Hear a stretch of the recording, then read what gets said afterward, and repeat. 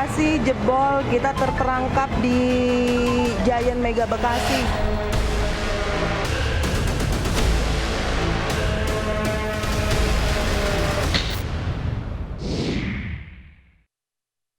Banjir di Bekasi disebut yang paling parah terjadi. Pemukiman, mal hingga stasiun di Bekasi ikut terendam banjir dengan ketinggian bervariasi hingga 3 meter. Saya masih bersama dengan ekonom lingkungan yang juga CEO Think Policy, Adita Firsli Utami atau yang dipanggil dengan nama Afu Tami. Dan Afu, saya ingin mengajak untuk mendengar pengalaman dari mereka korban banjir, rata-rata yang ada di Bekasi. Saya terhubung dengan Eka Aprilia, ia tinggal di Serang Baru, Kabupaten Bekasi. Selamat malam, Eka. Malam, Bu. Eka, betul ya tinggal di Kecamatan Serang Baru, Kabupaten Bekasi ya, Eka ya? Iya, betul, Bu. Eka, saya ingin mendengar kisahmu karena melihat postingan kamu di sosial media. Awalnya kamu sungguh bersyukur bisa dapat rumah baru, menempati rumah baru, hasil cicilan. Dan kemudian kamu harus mengalami musibah yang luar biasa, banjirnya sampai seberapa tinggi, Eka? Saat Bu, ini banjir udah yang kelima kali, Bu. 5 kali dalam periode? Ya. Akhir tahun kemarin 3 kali, terus Februari kemarin sekali, terus yang terakhir yang paling parah, yang katanya 5 tahunan itu, ya sekali ini. Tunggu dulu. Jadi 5 kali. Iya, berturut-turut. Wow, Eka, kamu kan memposting bersyukur bisa dapat rumah baru gitu, akhirnya bisa. Itu berapa bulan yang lalu berarti? Sebulanan yang lalu, Bu. Sebulan yang lalu?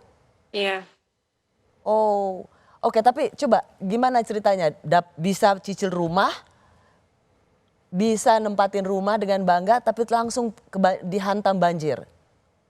Iya, kan awalnya pasti seneng ya, Bu, punya rumah walaupun hasil cicilan, maksudnya bisa hidup sendiri, hasil sendiri, kayak gitu. Dan nggak nyangka juga kalau ternyata banjirnya bisa berturut-turut seperti ini. Dari banjir pertama saya pikir udah ada penanganan yang cepat, nggak akan ada banjir lagi kayak gitu. Tapi ternyata sampai ke 5 kali dan ngepasin yang katanya 5 tahunan sekali ini, dan ini ternyata seatap benar-benar satu perumahan kerendam semua.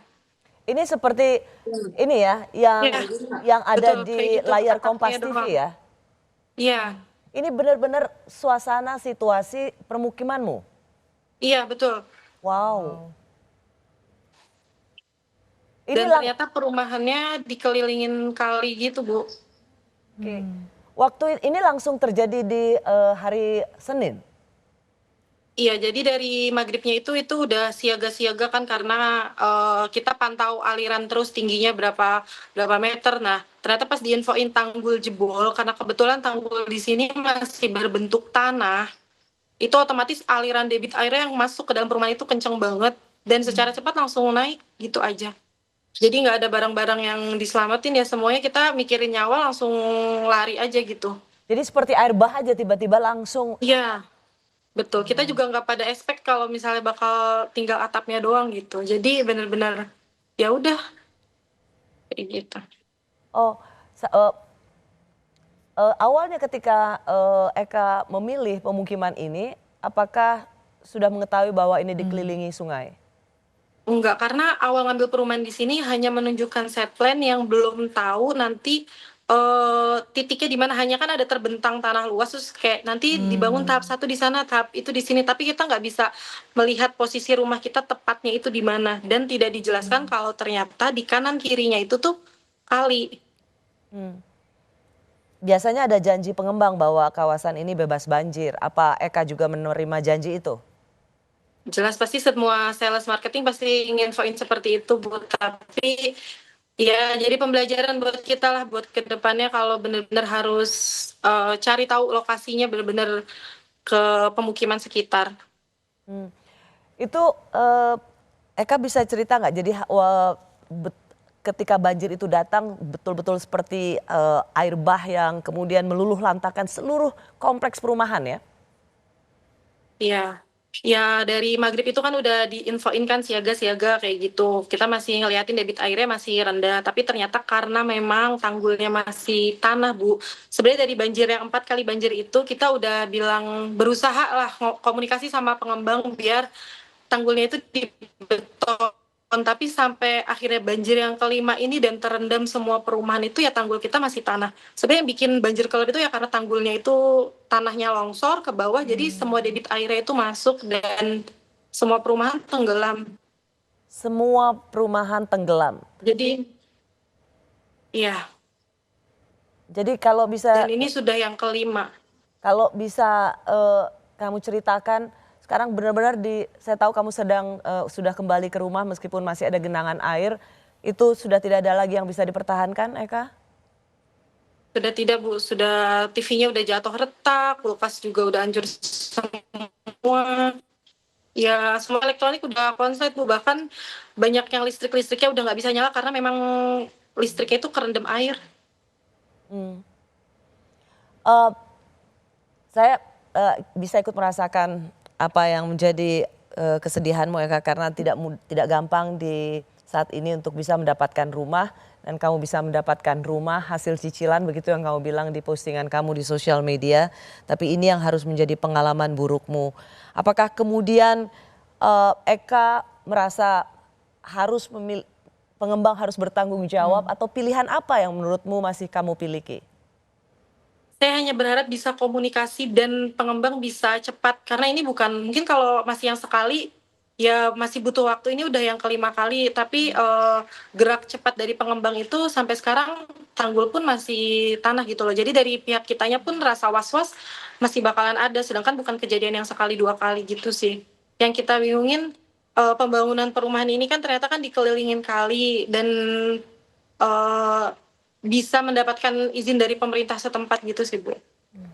Ya, ini adalah poin yang baik. Kok bisa itu dapat izin dari pemerintah daerah untuk membangun permukiman, padahal lokasinya sangat rentan. Dan ini tidak saja tentang mengorbankan perumahan yang mereka beli dengan hasil keringat mereka, tapi korban jiwa. Karena cepat sekali air itu datang meluap sebagai air bah. Eka, terima kasih banyak untuk pengalamanmu yang di-sharing pada malam hari ini. Kami bisa ikut merasakan, semoga semuanya bisa teratasi dengan baik. Terima kasih ya, Eka. Sama-sama, Bu. Dan berikutnya saya mencoba untuk bergabung dengan salah satu korban banjir di Pekayon, Bekasi, Jawa Barat, Putra Herdani. Selamat malam, Putra. Selamat malam, Bu Rosi. Putra, di Pekayon, Bekasi, Jawa Barat, apakah ini juga banjir terburuk yang pernah Putra dan Nyonya alami selama ini? Iya, Bu. Kami memang pernah 2 kali kebanjiran. Pertama di tahun 2020. Itu pertama kalinya selama puluhan tahun kami tinggal di komplek itu banjiran. Sejak kapan Kemudian tinggal di situ, Putra? mulai tahun 2011, Bu. Oke. Dan ini berarti banjir kedua? Iya, banjir kedua. Saya memang tinggal di komplek itu udah 39 tahun, tapi di rumah yang saya tinggalin itu hampir 15 tahun, Bu. Dan selama itu tidak pernah ada mengalami banjir? Tidak ada. Tidak ada. Kecuali 2020 aja yang pertama. Ini banjirnya setinggi apa, Putra?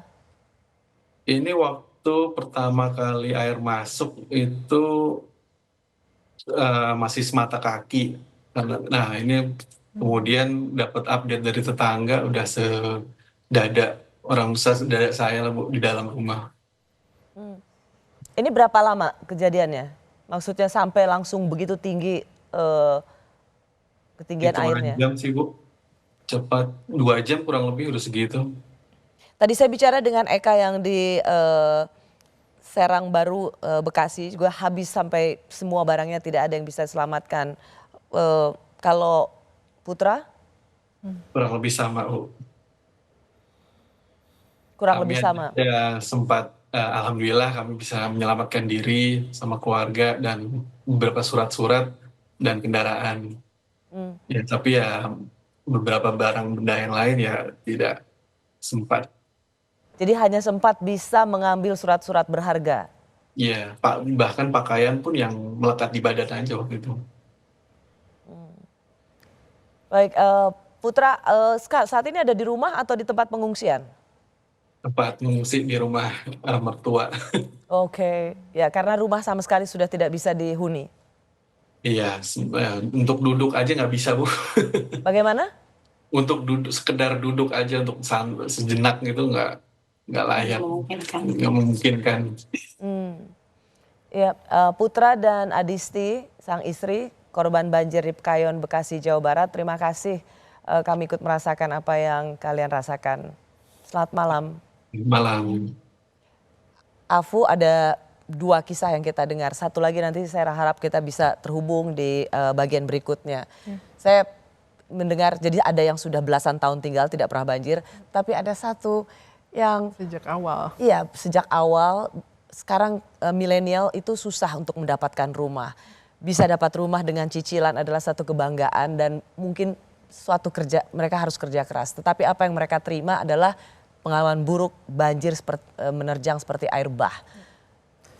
Ya, Apa tanggapan Afu soal ini? ya contoh yang pertama tadi itu bukti nyata atau contoh nyata gitu ya, di mana dalam memperhitungkan tata kelola wilayah gitu, area yang jelas-jelas tadi ya dikelilingi oleh banyak kali dan tidak aman atau rentan terhadap banjir, malah diberikan izin untuk membangun perumahan yang sebegitu besar gitu kan. Itu contoh itu ya, saya tidak mau menuduh atau apapun, tapi artinya kan setidaknya ada pengabaian terhadap analisis ini ekosistem sekitarnya itu seperti apa dan kira-kira dampaknya seperti apa. Karena kadang-kadang kita juga, ini yang dalam konteks ekonomi lingkungan kita perhitungkan gitu ya, kadang-kadang kita terlalu menaruh nilai tinggi pada keuntungan jangka pendek. Artinya, oh ya kita bangun perumahan sekarang, ada profit dari mungkin membangun rumah sekarang, tapi lupa bahwa itu profit jangka pendek itu sebenarnya kalau kita tidak memperhitungkan ekosistem sekitarnya, nanti di jangka panjang justru jauh lebih rugi dan kadang-kadang kita merugikan orang lain. Itu yang paling parahnya kan, bukan developernya tapi teman-teman masyarakat termasuk tadi Mbak Eka yang tinggal di sana gitu.